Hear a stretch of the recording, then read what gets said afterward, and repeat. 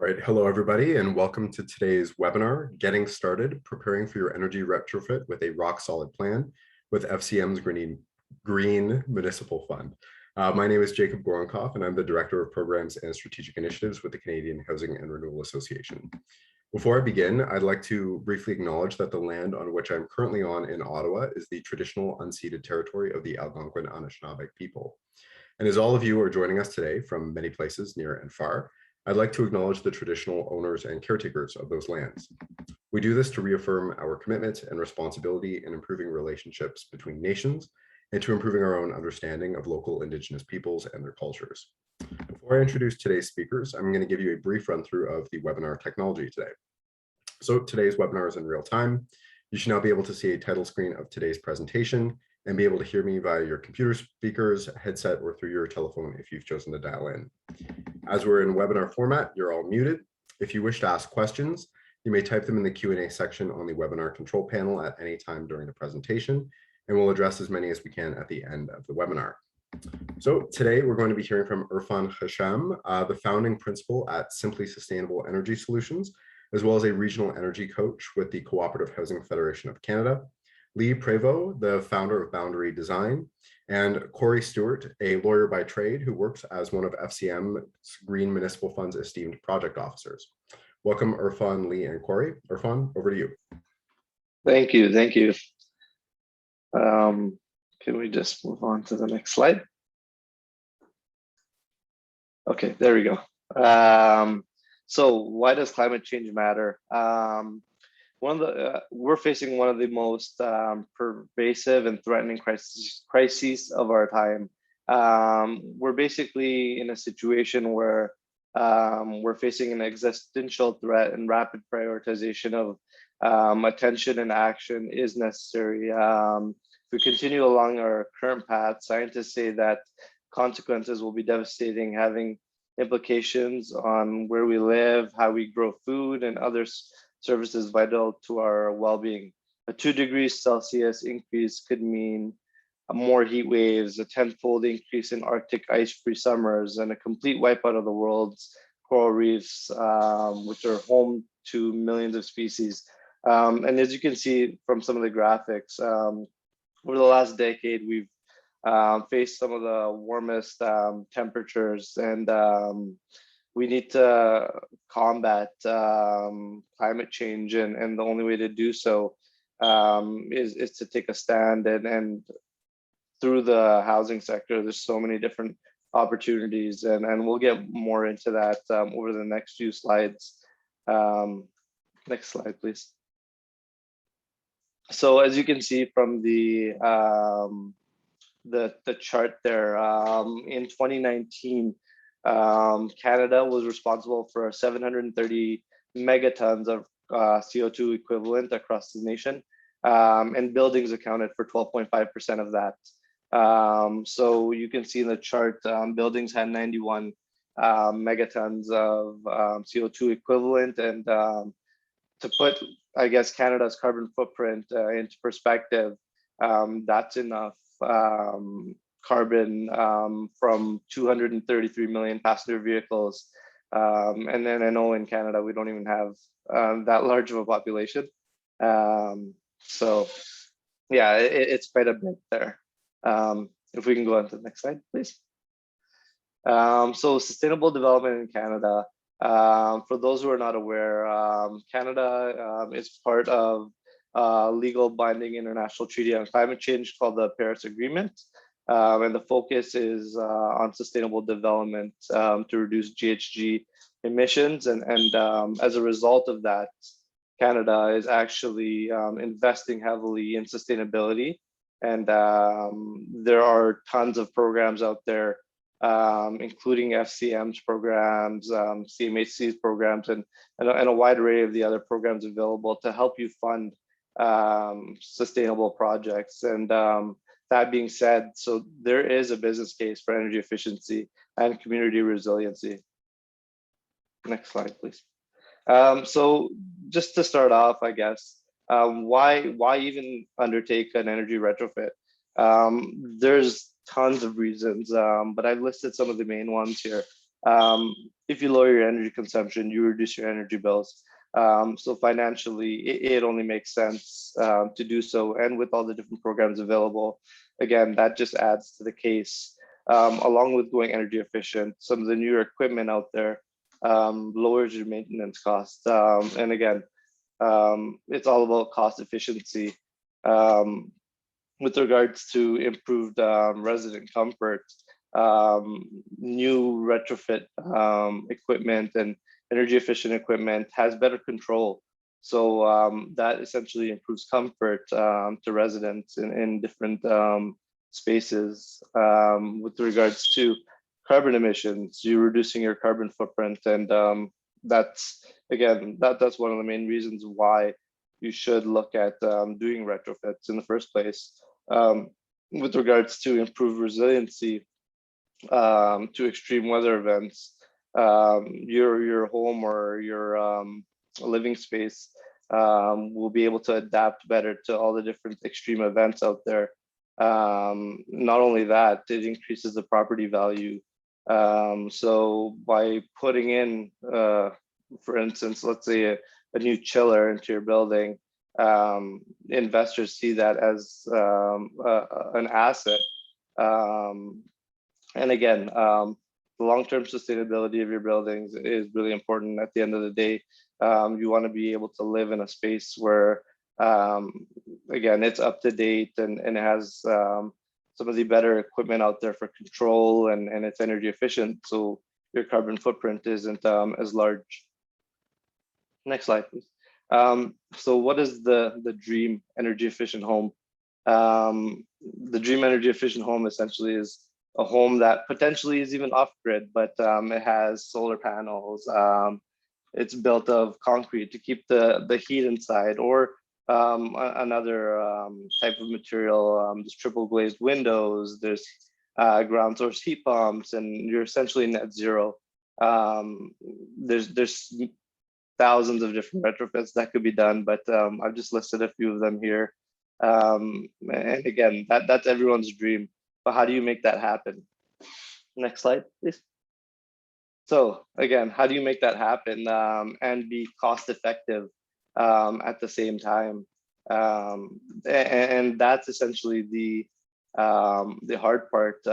So you start off by building a team. So in order to build a team, everyone has to understand the sustainability imperative. So environmentalism is vital, but doesn't resonate with everybody. The fact is, almost everyone has serious reasons to care about sustainability. So climate change affects everything from water, food, human migration and war, and economies and supply chains. And it goes down all the way to the customer and investors. So emotionally, a sustainability culture engenders both immediate concern and hope for the future.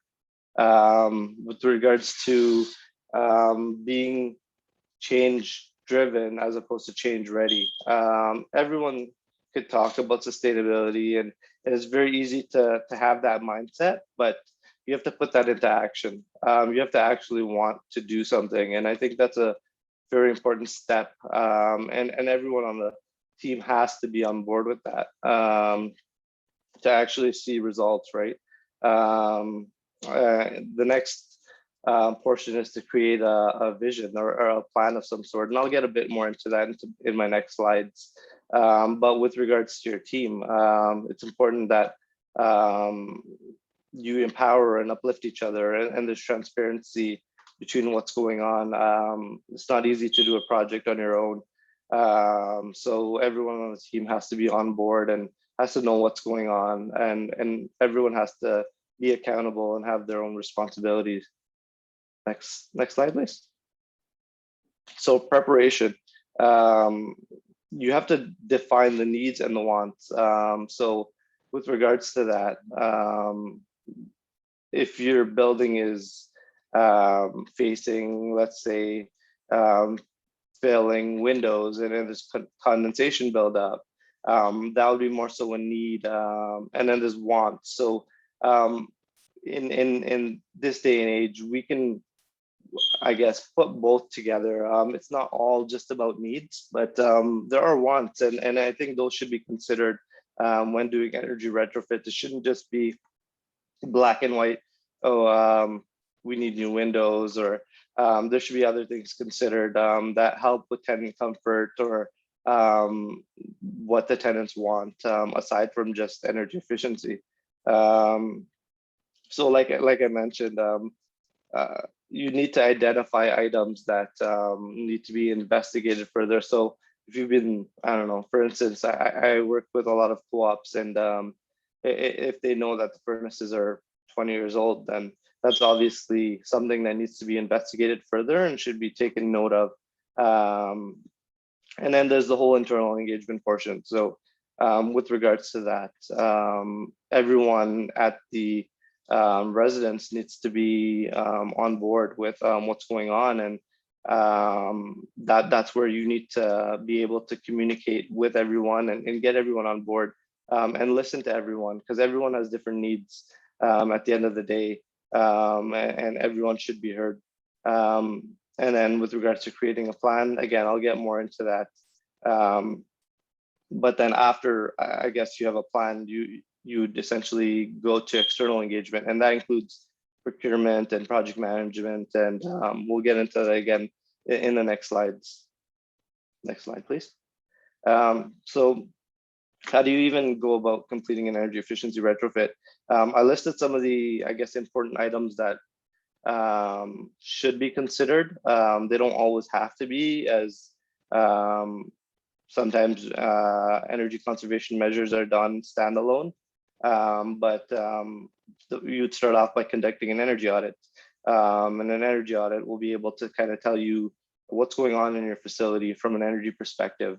I'll talk about the three different types of energy audits in the next slide. However, having an audit is a great way to have a roadmap on energy efficiency in your facility. And then a building condition assessment. So a building condition assessment essentially looks at all of the items that make up your building, and it looks at, I guess, some sort of plan that looks at the age of the equipment and the condition of it, and it creates a plan for you to be able to replace it, and it creates a timeline for you to have a like-for-like replacement. So if you have a single pane window, the replacement suggestion would be a single pane window. So it's a lot different than what an energy audit would do, which would potentially recommend a double pane window with low E argon filled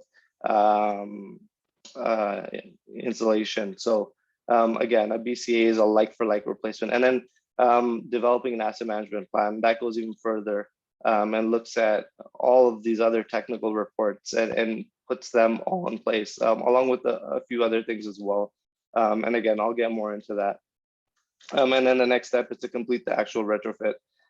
So once it's done, you would verify the energy savings through a measurement and verification plan and report. And again, I'll get into that a bit more in my next slides. Next slide, please. So procuring the right consultant. This is I think the area where a lot of people get stuck on. So with that being said, you need to determine the service you need. So if you're looking to do a specific type of task, then maybe that's the only thing you want to focus on. But if you want to see what opportunities are out there, then again, it all depends on what you're looking into, and that will determine how you proceed next. So for instance, deciding on the type of firm that you want to work with. Do you want to go with a specialized firm, or do you want to go with a larger firm? It all depends on what you're planning on doing. For instance, if you're looking for just an energy audit, there are firms out there that focus on doing energy audits and identifying opportunities. Or sometimes there are larger firms or more specialized firms that can actually get those projects implemented for you. So there's a few items to consider there when you're picking a consultant. Number three would be to do research. Do some research about the firm that you're looking to pick. See what kind of experience they have. Check their website, check their online presence and their community presence. This is one way to kind of verify that they would be a good consultant for you to choose, and they have the reputation that you're looking for.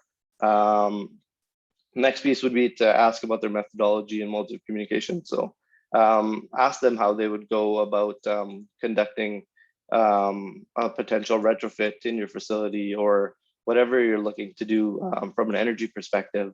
They should be able to give you a breakdown of exactly what they're going to do, and then ask about their modes of communication. So sometimes you need to know how often things will be communicated to yourself and the board, and you'll want to schedule there, and maybe scheduling weekly meetings or bi-weekly meetings, and having a project plan. So having that all available and all communicated to you is a very important piece. The next piece is weigh their cost efficiency. So you want to look at how they are going to essentially charge you. I know this is kind of one of the largest pieces.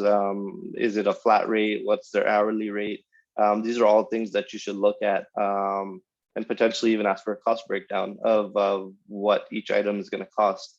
So I think that's a very important piece there. And then the final, and I think one of the most important pieces here is check for culture fit and opportunity for growth. So they have to be on board with what you want to do.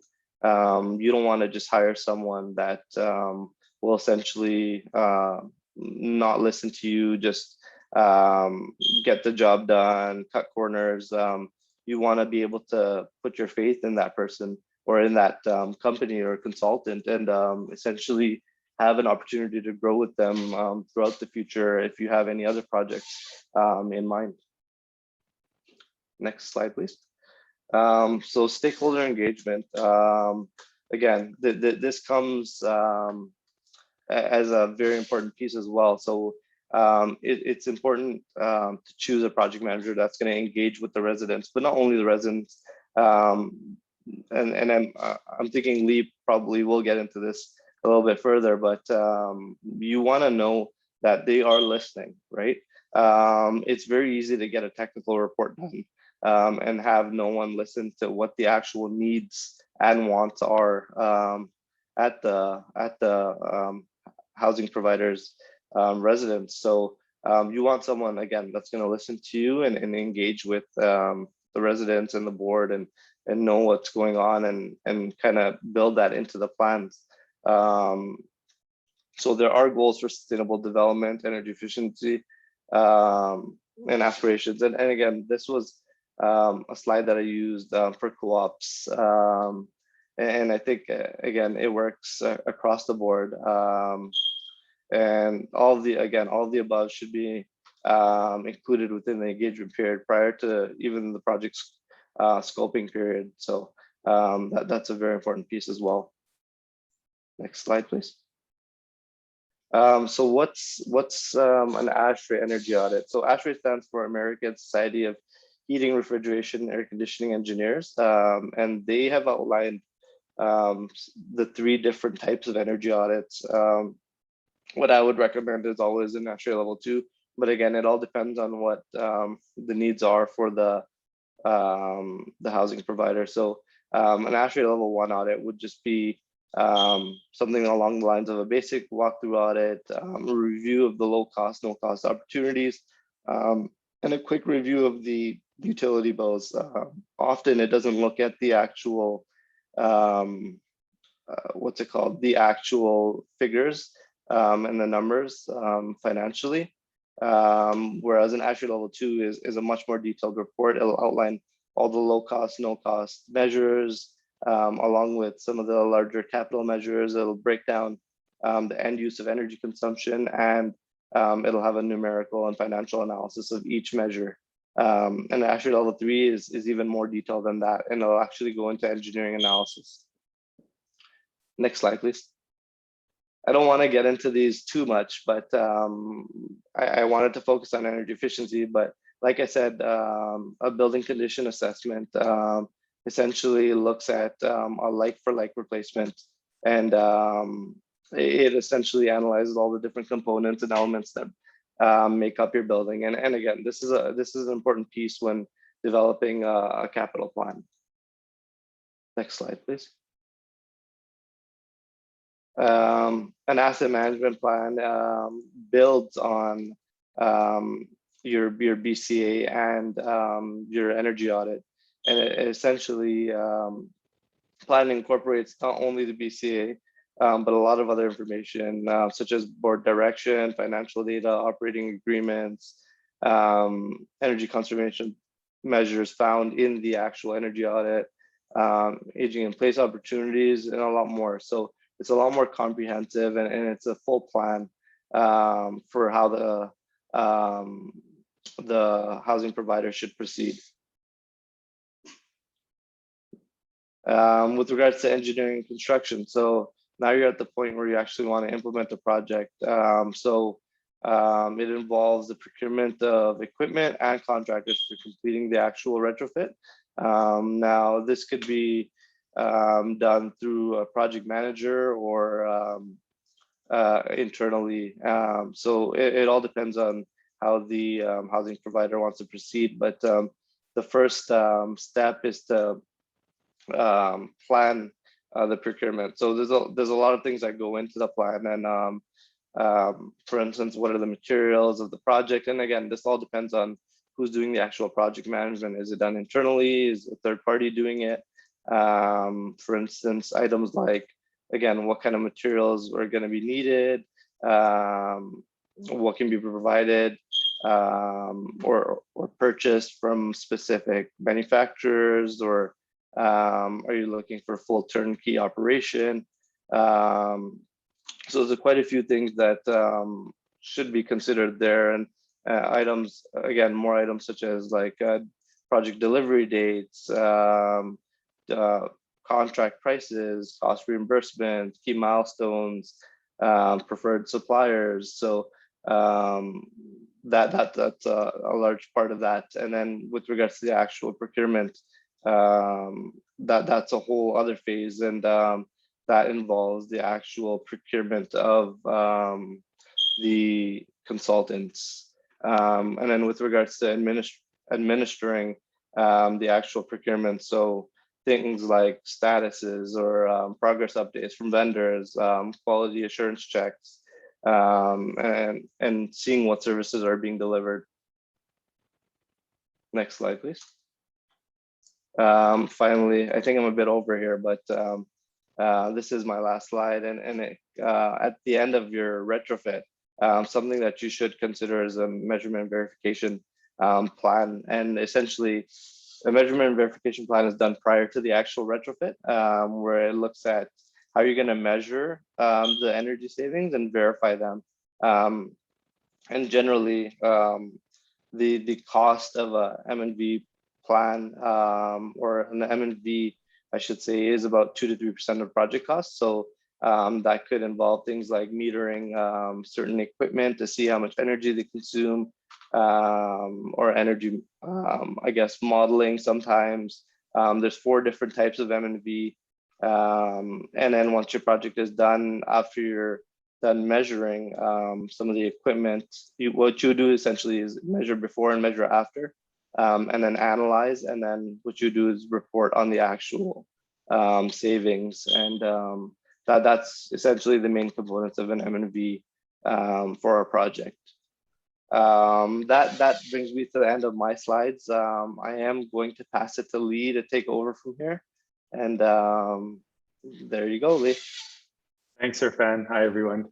I'm Lee Prevo with Boundary Design. We help nonprofits develop affordable housing across Canada. So I'm going to talk to you today about the key elements of the program we use to plan successful redevelopments and retrofits. And I'm also going to touch on some of the solutions that we've been using that target high efficiency performance for these projects.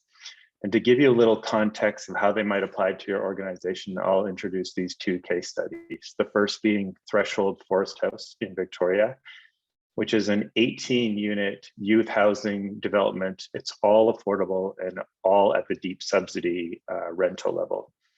Funding is exclusively from donations, government, and health, and their success draws largely from a really strong relationship that they have with the community.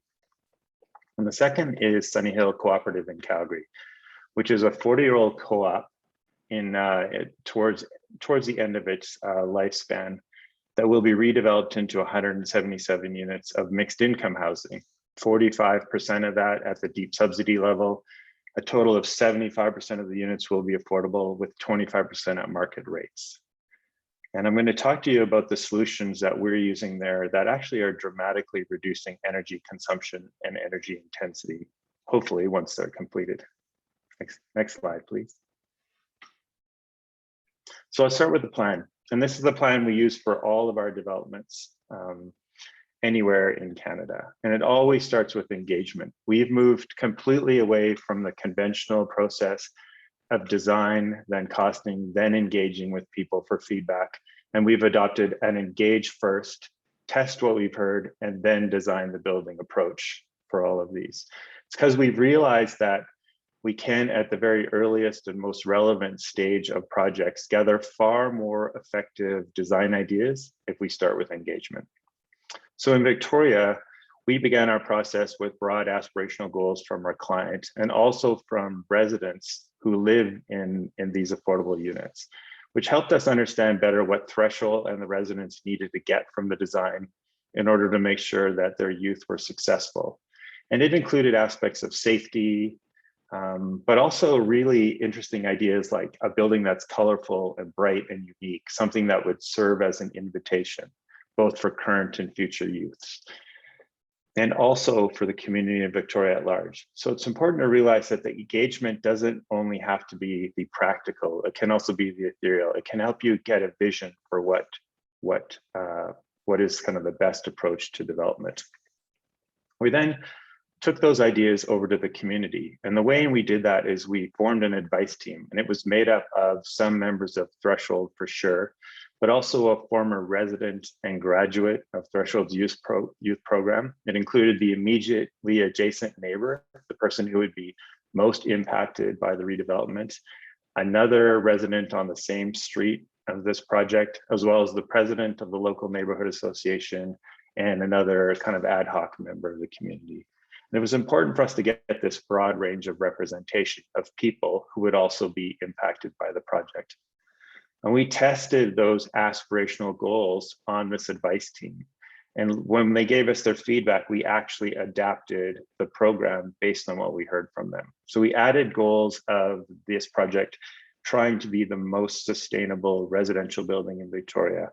They were looking for a defined space for interaction with the community. They want us to try to make it universally accessible.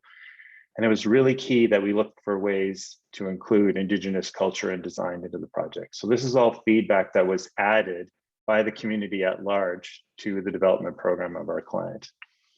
It resulted in a project vision and guiding principles that have been a key to us gaining support in the community. We've taken these ideas out to the community at large, public forums in Victoria. And what we're hearing is that because the feedback that's leading this is coming from a much larger group of stakeholders than just the client, it's easier for the community to see how it would benefit them and easier for them to get on board and be supportive. This took a really big leap of faith from our client and also from the community, but it's becoming a very powerful one.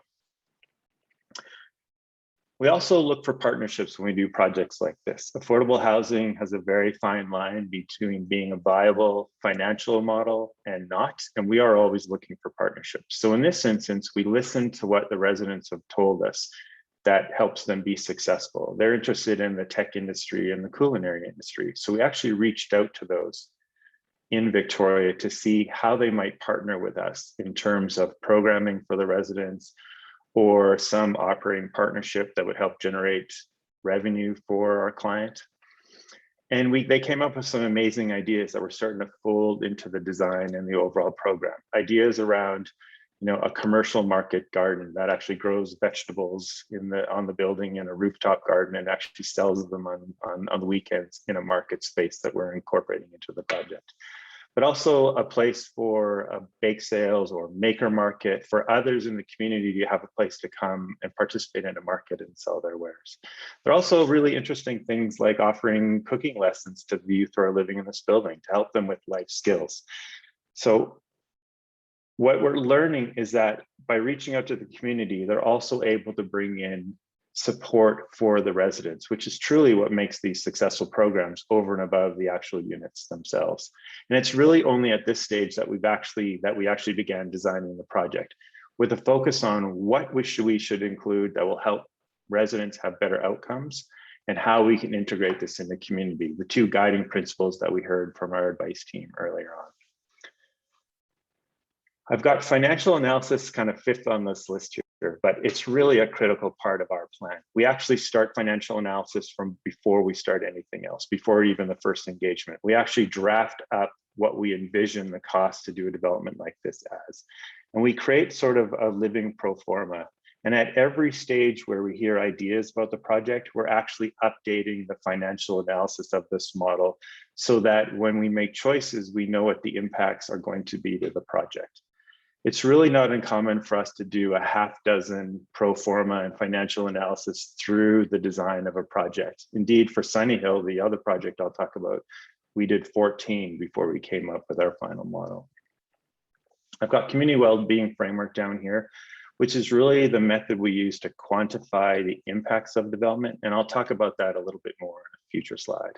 Next slide, please. I mentioned that our design is driven by engagement. I want to just give you a couple of tactics that we use that we find are fairly successful. The first is a 4-square exercise. And all it really does is ask a broad range of stakeholders why the project is important to them, how the project can contribute to the community, what are their concerns with redevelopment of this site, and what does success look like? It doesn't have to be complicated. Those 4 questions actually solicit a huge, broad range of feedback, supportive and not supportive, but also really great ideas. We take these questions to anybody that will speak to us about it. So our client, residents, the community, the local planning department, local businesses, any support organization. There's no such thing as too much information at the start of a design. We know we're going to face difficult questions all the way through a project, and we want to hear all of that at the earliest stage as possible, which gives us a chance to address them in our design or to be able to explain why maybe we can't meet a certain request. But that genuine level of openness, it creates a lot of goodwill in the community and helps us find support. And then the second thing we do is we actually try to identify designs that reflect the feedback. And so that's what that bottom right, that image is there.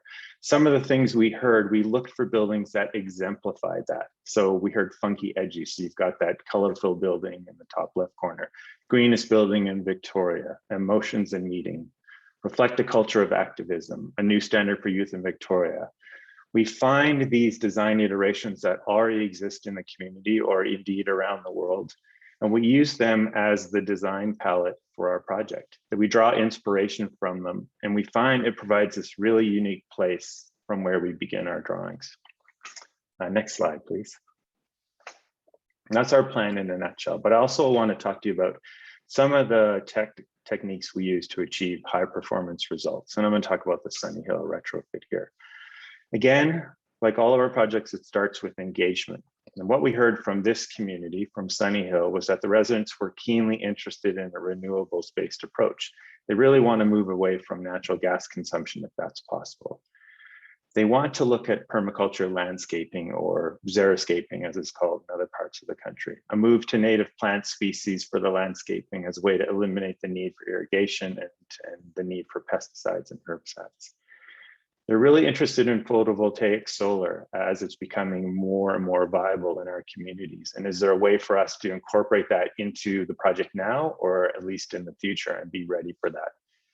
They also talked about really interesting aspects. They recognized food security as a challenge in inner city Calgary. And was there a way that this development program could include a way for them to provide local vegetables to be used for Calgary's marginalized communities? And then the most common thing we hear in any project, we heard in Sunnyside too, which is, can you create a space that's going to foster interaction and a place for us to gather? So these are all of the aspirational goals that we were working with. And that feedback serves as the baseline for the sustainability improvements that we bring in. And the summary of that is it's encouraging us to look for a deep green retrofit in the areas of energy efficiency, of qualitative sustainability, and the broader community issues. And I'll talk to you about those right now. Next slide, please. So those are very broad aspirations. And in order for us to hone in on what we're going to do, we always look for some basic information, which helps us create this development program. So this is the list of information we collected for Sunny Hill over the time we were working with them. And I've highlighted and agreed the ones that are really related to sustainability. Building condition, I'm really pleased that these align with what Irfan was saying before too. So building condition assessment. We want to know the existing state of the building, the insulation, the air barrier, ventilation, hot water systems. Do they need replacing? Are they efficient? Are there ways for us to improve installation? We look for that. And then we do the energy audit that Irfan was talking about. We want to know how well the building is performing in terms of slowing heat loss, in terms of air leakage, and the efficiency of the mechanical components, the components that utilize energy. We create an asset management program. We need to be able to identify ways for the membership to be able to successfully operate whatever technology we put in the building, whatever equipment we put in the building, and to be able to cover the operating costs and the upgrade costs over a long term. So we create an asset management plan so we know exactly what that will be. And then we do the sustainability evaluation, which is really how we determine which retrofits are going to have the greatest impact to energy efficiency, at what cost, and how will they be maintained over time. Next slide, please. So for Sunny Hill, it led to very specific upgrades chosen for their impact to energy efficiency, as well as to the capital operating program, and to the dollars really that are available through organizations like FCM and CMHC. Here it resulted in a tripling of the insulation value in the walls and the roofs, new windows and doors, and installation procedures that really reduce air leakage. Energy efficient upgrades to the heating and ventilation system, as well as domestic hot water. The introduction of a standing seam metal roof, which is excellent for long-term durability, particularly in addressing the summer hailstorms that are really common in southern Alberta, where Sunny Hill is located, but also because they're ideal for the installation of solar panels now or in the future. So future-proofing this building. And then the introduction of a heat recovery ventilator, which also improves air quality for residents through improved circulation, but taken together with all of the other aspects can make for a cooling system in the warmer summer months that we're seeing these days. In total, these upgrades are projecting to reduce energy consumption by 65% over the existing building and equipment. And that translates into a 55% reduction in energy intensity. And these are really significant improvements from an environmental standpoint, but also, and I'm not sure if FCM and CMHC wanted me to say this, but they really help you achieve a larger percentage of grant funding from the organizations versus the co-investment and portion you have to repay back. The really important takeaway here is that none of these solutions are high tech or high cost. These are off-the-shelf equipment and materials that use the same installation techniques as conventional materials would use. They reuse existing infrastructure in the building, like the utility connections, the heating and ventilation ducts, the mechanical spaces. They're not intended to add unnecessarily costs to the program overall. Next slide, please. I also mentioned one of the aspirational goals for this membership here was an interest in qualitative sustainability. And to them, that looks like local natural materials and finishes with low embodied energy. A review of the design in the community already found that natural fir is a really common building element, dating back to the community's beginnings over 100 years ago and still in use today. And because of its widespread use locally here in Calgary, we've been able to source recycled fir boards. And in this instance, we found an old gymnasium floor in a high school, and we're going to be repurposing it as replacement siding for the units. For the finishes, We're using two common systems that have been used in place for centuries. The first is pine tar, which is that dark image that you're seeing, which is literally sap from pine trees that once you apply it, creates a surprisingly warm and modern feel from something that is actually a heritage finish. And the second is that white image, whitewash finish, which is just whitewashing, a combination of local household materials that creates this white tint. The picture on the right is also how that whitewash ages over time. It's a warm, homey feeling, and it kind of reminds me a little bit of the clapboard houses you find in fishing villages along the eastern coast of North America. Both of these finishes are inexpensive, locally available, and they provide a really long, durable finish. A minimum of 20 years is what we're looking at. Because they're local, the installation uses very common techniques, and they're easy to procure. These finishes end up on the lower end of the cost spectrum, but they're still able to support a really contemporary design feel. And I think one that veils the fact that these are affordable housing units. And that's really important because design is critical to successful affordable housing development. A building that looks great, that brings a heightened level of interest, it softens people's first impressions of a project, and it can provide a really genuine opportunity to talk about the need for housing and how you're attempting to solve it. What's important is identifying what design that speaks to the community that you're in, that reflects local culture and availability, and that can be constructed by tradespeople in your area. Next slide, please. No matter who we speak with on any project, including the two that we're highlighting here today, everyone talks about ways to bring community together. How they support creating inviting spaces where neighbors can gather and feel connected. And so I wanted to highlight just a few examples we found across Canada that might spur some ideas for you. This can look like programming that helps residents have better outcomes and lead to more fulfilling lives. And there's a society in Calgary called the High Bank Society that provides affordable housing to teen mothers. But they also opened a community restaurant on the ground floor of their development, where they actually hire the residents to work in the business. So providing, an improved outcome for the residents. There's also one of my favorites is the Squatch Eyes Lodge in Vancouver, and many of you have probably heard of it already, but it blends an Indigenous art gallery, a boutique hotel, and an urban Indigenous artist residence all into one. A really effective way of bringing people together, but also having different streams of revenue to support the affordable organization. But it can also be really simple things in your community, like a retail service that can fill a much needed gap in the community, like a childcare center. No matter the size of the community, integrated site options are really effective at supporting community, but as well as supporting the capital and operating budgets of your retrofit project. And then last slide, please. One of the challenges that we find when we have these broad aspirations and these broad range of elements in our projects is that we need to find a way to evaluate which ideas make the most sense to be included in the program. And we've become really strong believers in the community wellbeing framework that was developed by Dialogue Design. It really provides an objective way to measure the impact of what gets included in a project and across that triple bottom line spectrum of environment, economical, and community. The framework, which is visualized by this pinwheel here, it's really a series of metrics that capture what we learn from stakeholders in the surrounding community in the areas of social and political, cultural, economic, and the environment, and tracks those metrics through the development process and even beyond, and allows us to value design trade-offs throughout our project so that we're focusing on choices that bring the greatest benefits to the client and to the group of stakeholders. It's really important that it identifies tangibles beyond the housing itself, because that helps funders and governments evaluate the impacts of projects that come before them.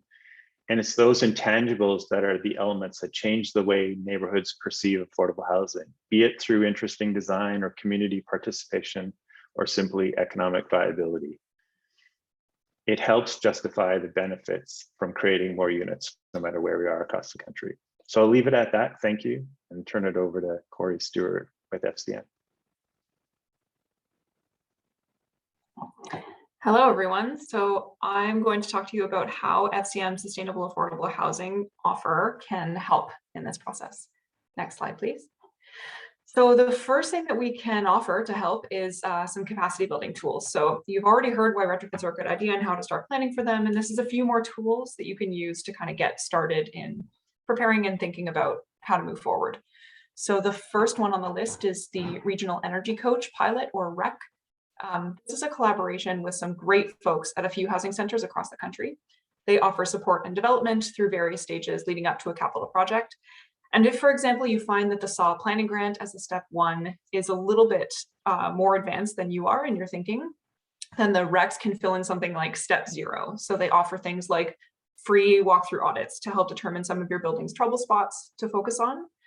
They can also help you build a comprehensive retrofit plan. They can help you incorporate as a not-for-profit, and they can co-fund your GMF applications or fund preliminary work. So they're a great resource. If you're looking to sort of have a more help yourself research approach, you can check out some tools and resources that we have on the SAW website. That would just see a message. I want to make sure. Okay, I was like, I'm not muted. Great. Okay. Tools and resources like fact sheets and case studies. So some of what Lee discussed today. We also offer webinars, workshops, and presentations. Those happen often, and you're in one right now. So that's kind of fun.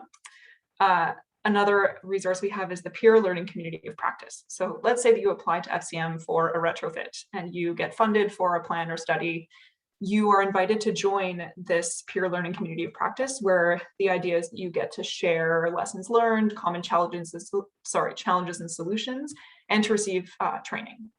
This is still a new initiative, and we have a couple of projects doing it right now. But the message here is that once you're funded with FCM, you're not alone. There's still opportunities to be able to work and grow through any challenges you experience during the retrofit planning process. Next slide. So you may be aware that FCM offers funding for sustainable, affordable retrofits. This slide provides an overview of the different funding opportunities for affordable housing. So I won't go too much into detail about the different offers. You can definitely reach out to us if you have any questions about any of this. But I will say that throughout this presentation, as I've been listening, I was like, oh, a lot of this information could be either a study or a plan. So I think it might be helpful if you're watching this thinking, gee, should I apply for something like a planning grant or something like a study grant? It really depends on how much money you need to spend to do the next steps, and kind of what stage you're at. So if you're just starting to think about, like, my building is really cold, my residents are uncomfortable, what do I do next? That might be something like a planning grant, where you're going to be looking at doing sort of preliminary walkthroughs.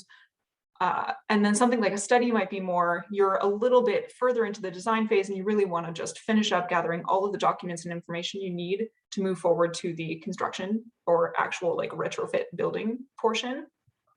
You might be ready for a study. But in another instance, like, planning grants are very flexible. So in another instance, if you're looking at the capital project being like, you know what, I'm only really missing 1 or 2 documents, planning grant could be for you. Planning grant, which is the focus of the rest of my part of the presentation, offers 80%, covers 80% of your eligible costs up to $25,000. Next slide.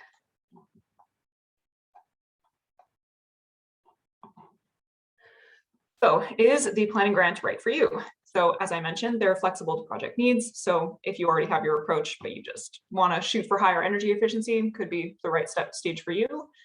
Or you just need to do building conditions, site condition assessments, maybe an CHRA, hire experts or engage your residents.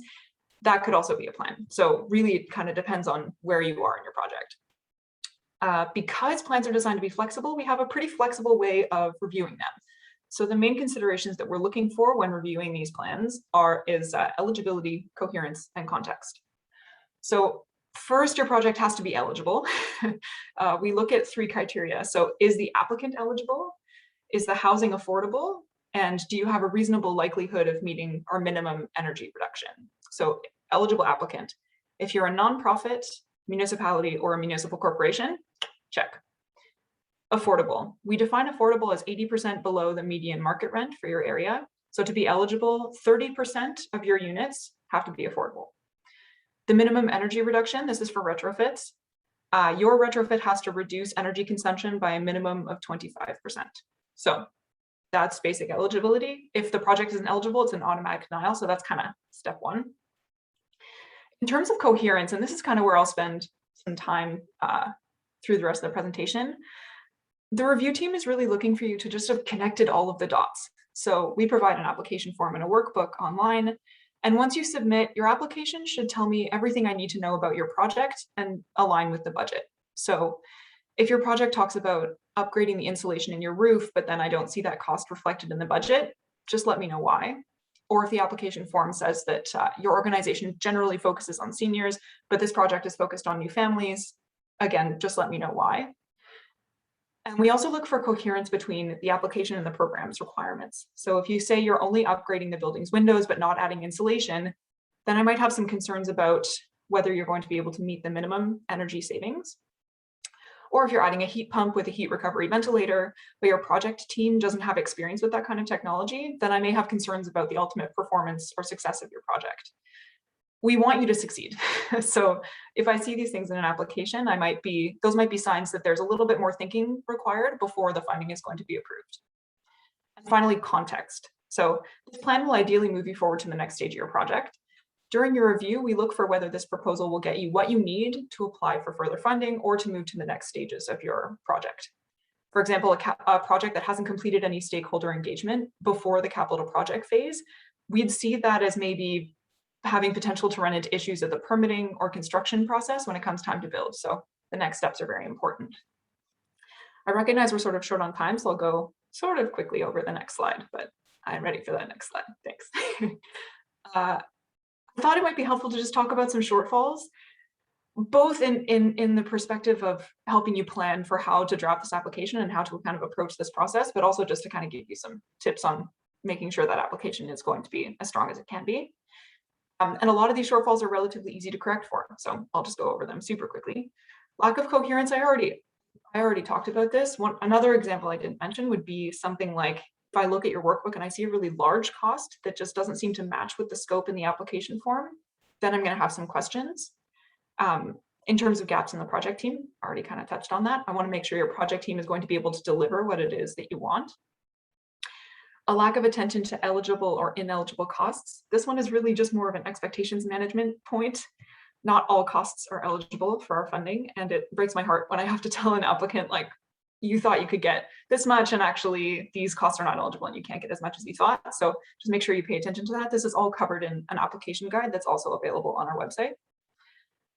In terms of unsupported assertions, this is really just try to be specific. So if you're going to say energy savings will increase affordability for residents, be realistic as to how much of an impact the savings are actually going to have for each individual resident, kind of thing. Just give us a little bit of detail. And then an unclear description of project plan, this really speaks for itself, I think. We're looking at the next steps to make sure that everything kind of hangs together. So basically, the message of this slide is that it's not terrible. You just make sure you're eligible, that you've connected all the dots, and then you explain how this will help you get to where you want to go.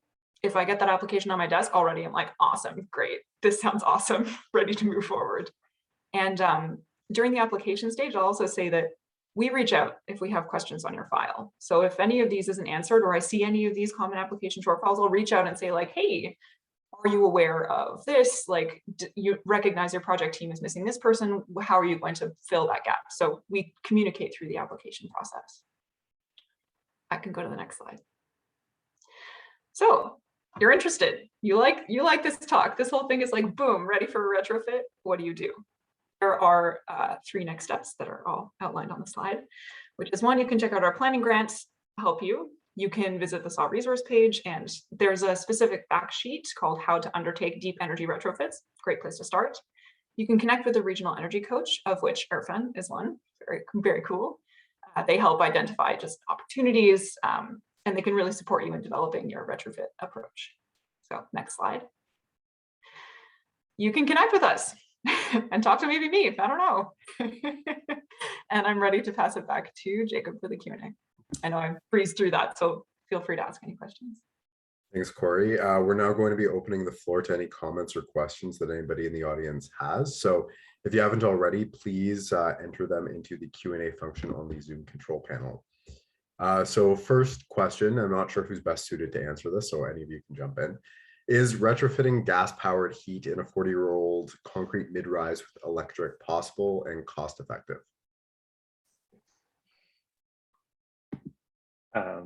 Well, I can give you a little bit of an answer, and somewhat disappointingly non-committal, but there's a lot of elements that will help determine if in the building you're talking about, if electrical, hot water, and HVAC would be viable. In general, you're looking at, it would depend on insulation values. It would depend on how electricity is generated in the province that you're in, what the costs are for that energy. But there are a variety of options that use electricity and move away from natural gas anyhow. So you could also I would look at that, but I would also look at air source heat pumps that can do joint things, or boiler systems as well. So a variety of things to look at, but definitely worth exploring, and that's the right direction to go in. Yeah, and I just wanted to jump in there and quickly add, like, on a very old boiler going to electric, your old boiler potentially has an efficiency of, I'm going to say somewhere around 60%, whereas your electric boiler will have an efficiency of about 92%. And essentially, depending on which province you live in, there are incentives. So for instance, in Alberta, I think you can get up to $80,000 in incentives for that. I think it's like $125 per MBH. So again, it all depends on a bunch of these factors, like Lee mentioned, and yeah, it really depends there. All right, thank you. Next question, and I think it might be the only other question we have time for. How is fresh air and improved ventilation being considered? Fresh air exchanges to preserve warmth, but also allow fresh air.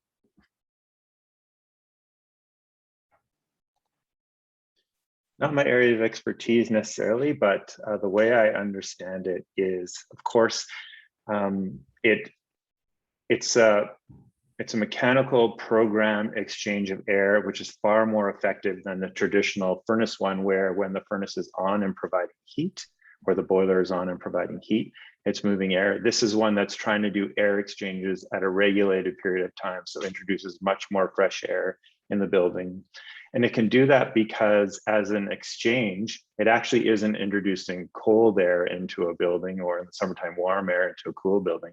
That exchange actually brings it in at nearly the nominal temperature of the space. So it's very effective.